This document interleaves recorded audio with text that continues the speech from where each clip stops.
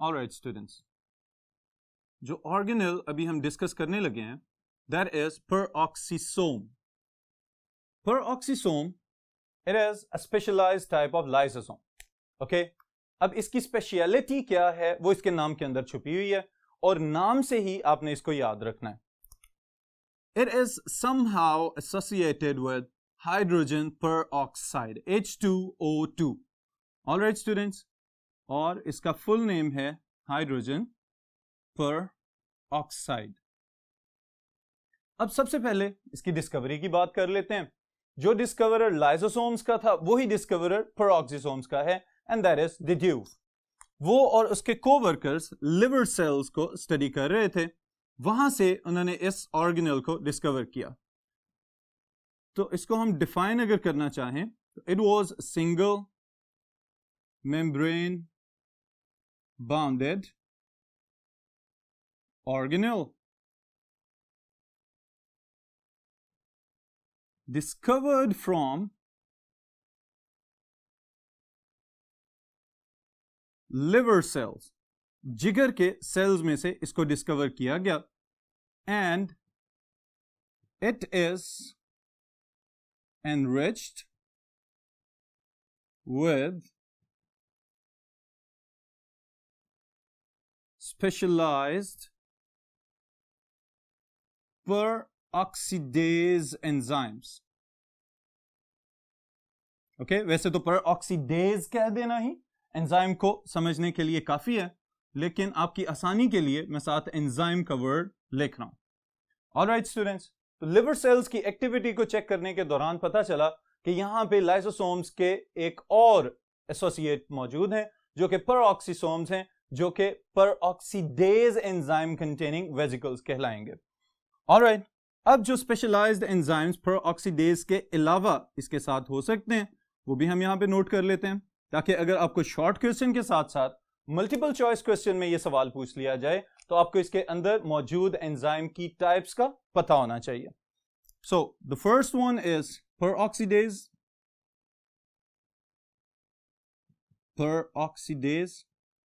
All right. The second one is catalase.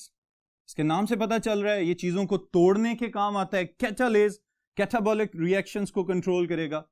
And the third one is glycolic acid oxidase. ये भी oxidation में involve होगा.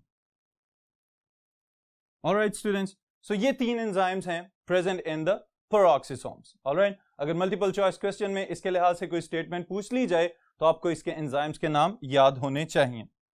अब फिर अगर हम इसके फंक्शन की बात करें, जो कि इसका कैरेक्टरिस्टिक फंक्शन भी है, तो वो क्या है?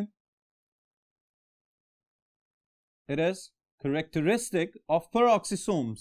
ऑलराइट, बाकी लाइसोसोम्स भी हैं, peroxisomes मौजूद हैं और ग्लाइऑक्सीसोम्स भी हो सकते हैं, लेकिन ये इंडिविजुअल जो एक डिस्टिंक्शन है वो सिर्फ peroxisomes के पास है, और वो क्या है कि these types of vesicles known as peroxisomes are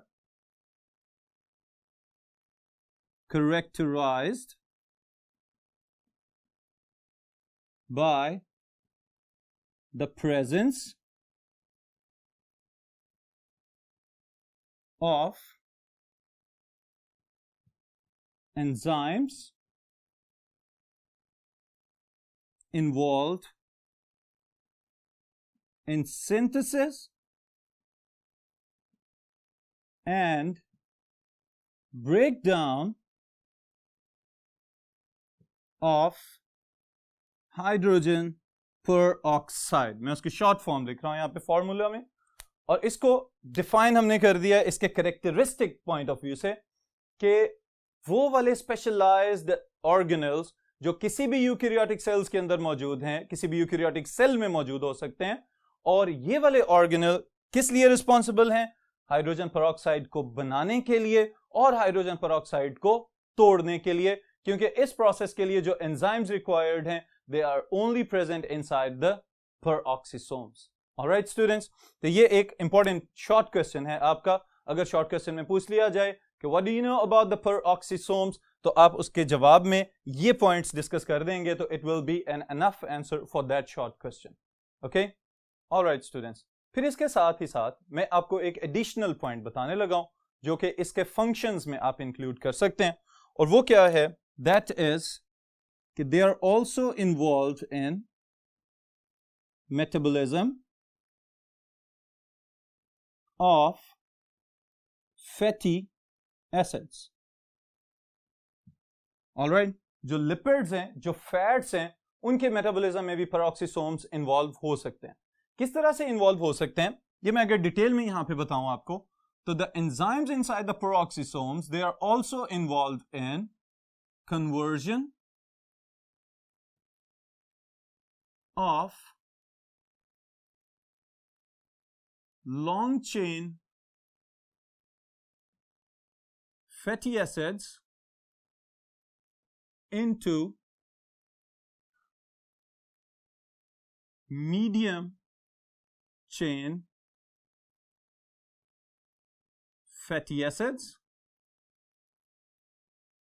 and these medium chain fatty acids, they are further transported to mitochondria, powerhouse of the cell, और ये जो माइटोकॉन्ड्रिया है ये फिर फर्दर इन फैटी एसिड्स को तोड़ देता है into carbon dioxide and water. Alright, अब ये जो लॉन्ग चेन फैटी एसिड्स हैं इनको तोड़ने वाले एंजाइम्स पेरोक्सिसोम्स के पास हैं. इन्होंने इसको मीडियम साइज चेन में कन्वर्ट किया, और मीडियम साइज चेन में कन्वर्ट होने के बाद they are shunted into the metabolic reactions of the mitochondria. Mitochondria के रिएक्शंस में दाखिल कर दिया जाएगा, और वहां पे दाखिल होने के बाद माइटोकॉन्ड्रिया इनको तोड़ेगा, कार्बन डाइऑक्साइड और वाटर प्रोड्यूस करेगा, लेकिन हमारे काम की चीज क्या है बीच में, that is energy. Alright students, तो अब सवाल ये पैदा होता है कि अगर ये पेरोक्सिसोम्स एनिमल सेल्स के अंदर यानी कि लिवर सेल्स में से डिस्कवर हुए हैं, तो इसके अलावा किस किस तरह के लिविंग ऑर्गेनिजम्स में प्रेजेंट हो सकते हैं. तो इसके जवाब में भी हम लिख लेते हैं अबाउट देयर प्रेजेंस.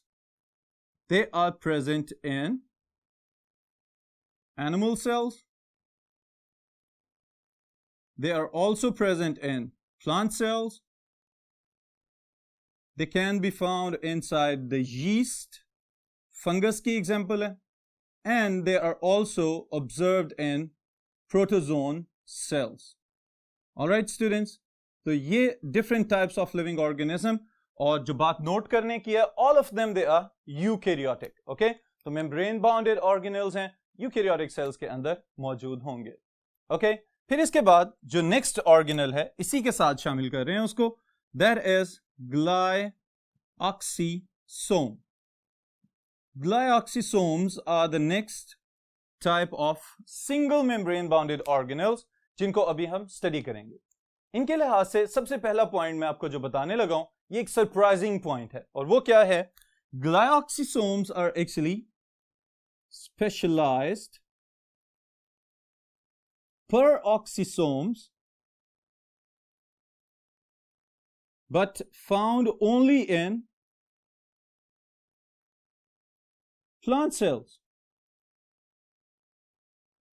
सिर्फ प्लांट सेल्स के अंदर मौजूद हैं, और प्लांट सेल्स के अंदर भी जो इनकी प्रेजेंस है वो एक स्पेशलाइज्ड जगह पे ही हो सकते हैं, और किसी भी प्लांट के लाइफ साइकिल के अंदर एक मखसूस वक्त के लिए एक्टिव होते हैं जबकि वो जर्मिनेट कर रहा होता है. और ये सारा प्रोसेस मैं अभी एक्सप्लेन करता हूं आपको. इसकी speciality presence of enzymes.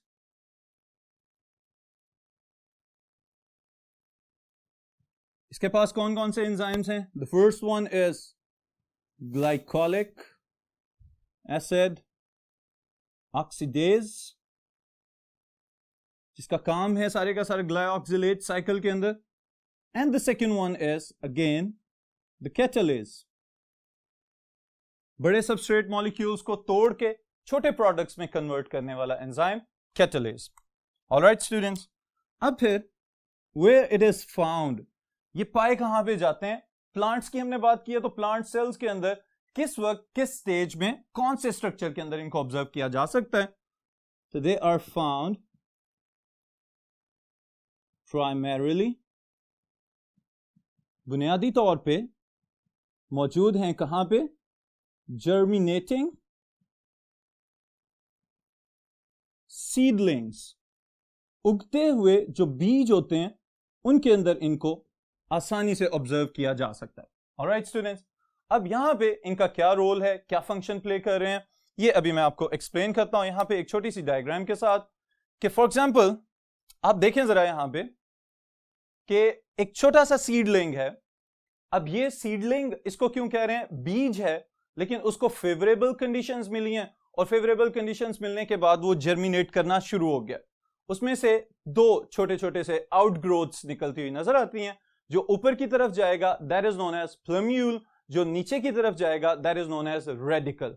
Radical से फ्यूचर में रूट्स बन जाती हैं और जो प्लम्यूल है उससे बाद में शूट या स्टेम और तना बन जाता है। ऑलराइट स्टूडेंट्स, अब ये जो स्ट्रक्चर है, इस स्ट्रक्चर के अंदर जब तक ये सीडलिंग सॉइल के अंदर है, मट्टी के अंदर है, उस वक्त तक अपनी मेटाबॉलिक एक्टिविटीज के लिए इसको एनर्जी तो चाहिए।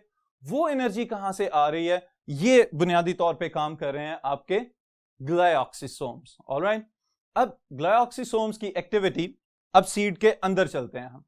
सीड के अंदर फैट स्टोरेज टिश्यूज होते हैं, ऑलराइट, जिन्होंने रिजर्व फूड स्टोर किया होता है in the form of fats या ऑयल्स। जैसे कि हम लोग नॉर्मली ये जितने भी वेजिटेबल ऑयल्स वगैरह हैं, ये कहां से आ रहे हैं? डिफरेंट प्लांट्स के सीड्स में से तेल निकाला जाता है और उसको फिर फर्दर वेजिटेबल ऑयल या घी की फॉर्म में हम लोग इस्तेमाल कर लेते हैं।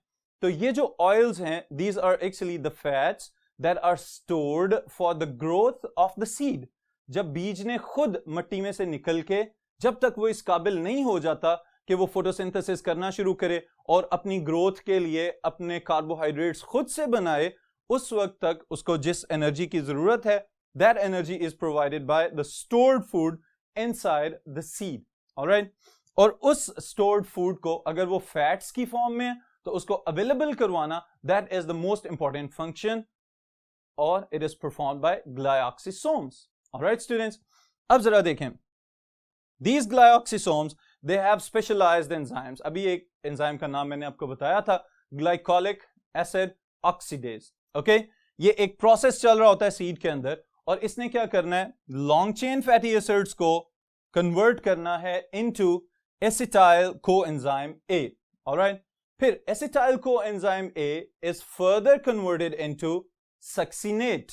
ऑलराइट, फिर उसके बाद सक्सिनेट से फर्दर इसको ट्रांसफॉर्म कर दिया जाएगा इनटू कार्बोहाइड्रेट्स और इन कार्बोहाइड्रेट्स को वो जर्मिनेटिंग सीडलिंग उस वक्त तक इस्तेमाल करेगा जब तक कि वो इस काबिल नहीं हो जाता कि उसका क्लोरोफिल डेवलप हो जाए और वो खुद से फोटोसिंथेसिस करने के काबिल हो जाए। ऑलराइट, इसका मतलब ये है कि अब सवाल ये पैदा होता है कि किस तरह के प्लांट्स में आपको ये ग्लाइऑक्सिसोम्स ज्यादा मिल सकते हैं। तो all those plants whose seeds are enriched with stored fatty acids, okay?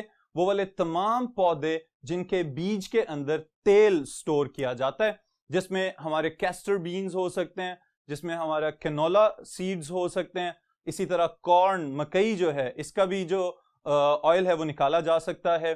फिर पीनट्स जो है, मूंगफली जो है, इसमें से भी समटाइम्स ऑयल एक्सट्रैक्ट किया जा सकता है।